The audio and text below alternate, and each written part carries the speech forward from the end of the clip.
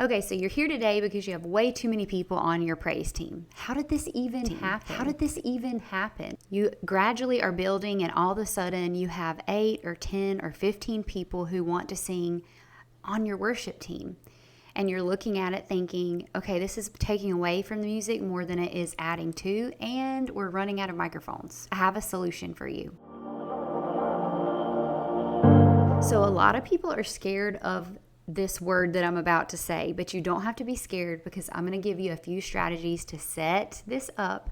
So hang with me and I'll help you find a way to use all of your people on the praise team plus a few more that maybe you have been putting off on singing. So the modern worship choir is something I want to talk to you about today because it is a solution for so many things in worship ministry, but I feel like it's gotten a bad rap in the past because choir is hard and you have to know a lot of music theory to lead the choir, but not anymore.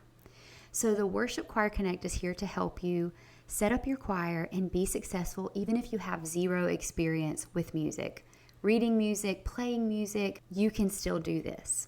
So let's say you have 10 people on your praise team right now. We all have those people who have said, hey, I would love to sing, but maybe you heard them sing, maybe you just know that they can't sing and you don't really want to use them. But then on the flip side, they do have a heart for worship and for music, and they have sweeter spirits maybe than the people on the stage. So a worship choir is the perfect answer for you because what you can do is you can take all of these people and bring them together. And not only is it a picture of heaven, we're all going to come together with one voice to worship the Lord, but you're utilizing volunteers who have a passion for worship. You're using your good singers to help your not as good singers, and you're bringing everyone together to where everybody has an opportunity to serve. Now, you don't want to kick your praise team to the curb. So the best thing you could do is to have a rotation with your praise team. You might already say, okay, I already have a rotation. We still have way too many people. So if you have 10, your rotation may look like week 1, you've got 3 people. Week 2, you've got 3 people. And week 3, you have 2 other people. Or you can spread them out. For our praise team, we actually have an 8-week rotation because we have so many people who want to sing. And so what your good singers, your harmony singers, those that are a lot more talented and you can hand a mic and trust them to be able to sing and carry a tune and stay on with you. Those are the people that you're going to put out front to help your choir. It's not going to be as big. It's not going to be 4 or 8 or 12 people out front, but rather you're going to have people behind them. And so the people in the choir, they're actually going to help your congregation because the more people that you have up on stage, the more in the congregation that will engage. So somebody might say, hey, there's a young mom up there singing, or hey, here's an older man who doesn't have a lot of family, but he comes in the choir.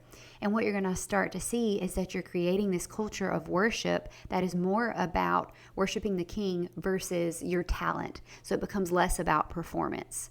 So quick things that you can try is bring everybody together, have an interest meeting for people who are really interested in singing, and put it out there that, hey, you don't have to be a soloist. You don't have to hold a mic, because there are some that can sing that are completely mortified of being handed a microphone. They would never come up to the mic, but they will be in your choir. And I can promise you some of my sweetest spirited people, my worshipers, are people who would, 1, never take a mic, and 2, I wouldn't hand them a mic, but they bring the spirit of worship to the choir. And there have been times where I thought, well, maybe we have more that don't sing than that do. But altogether, it's amazing what the Lord will do with that group and the sound that comes from the choir loft. And when the choir is singing, you have an army behind you. So the sound coming from the stage encourages the sound coming from the floor. And together you have that back and forth worship that's not about the crowd. It's not about those on the stage, but it's about the Lord, and that we're coming together as an audience of one to worship. So I strongly encourage you to try this.